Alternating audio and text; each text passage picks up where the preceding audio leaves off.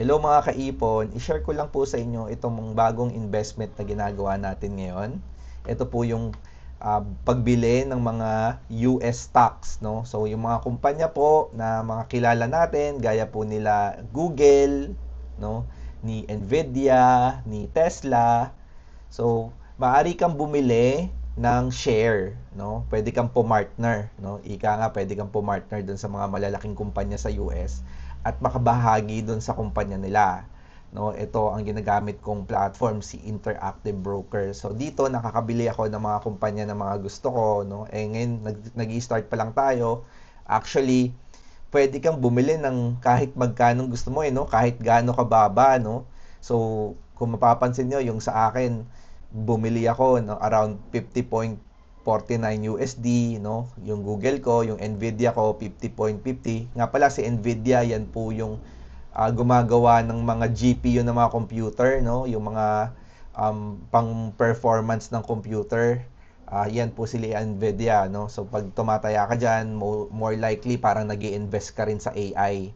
Tsaka si Tesla, alam ko naman kilala niyo yung Tesla, yung sasakyan, yung electric na sasakyan, yung 100% electric na sasakyan na may-ari niyan si Elon Musk, 'di ba? Yung sikat na si Elon Musk. So siya yung may-ari niyan. So dito sa broker na to, pwede kang bumili ng mga kumpanya na yon. At hindi lang yung mga kumpanya na yan, pwede kang bumili ng mga kumpanya na kilala mo rin, yung kagaya nila Coca-Cola, Nike, yan, yung mga kumpanya na kilala nyo sa US, pwede kayong mag-invest at pumartner, no? Syempre sa panahon ngayon, minsan nahihirapan tayong magnegosyo, 'di ba? Yung mga may mga tao na hirap magnegosyo, pero merong extrang pera or merong sinesave na pera at uh, naghahanap ng mga opportunity din na makapag-invest or makapag-build ng business. Ito para to sa mga tao na wala pang maisip na masyadong business. So kung hindi kayo makaisip ng business nyo pa or gusto nyo magnegosyo pero wala kayong kakayahan pa sa sarili nyo na magtayo kayo ng sarili nyong business, pwede kayong pumartner actually sa mga kumpanya hindi lang dito sa Pilipinas kundi sa abroad. So ito yung ginagamit ko, yung Interactive Brokers. So yun no, yun lang po guys no. Sana may natutunan kayo dito no na pwede pala na mag-invest kahit hindi ganoon kalaki yung pera ko.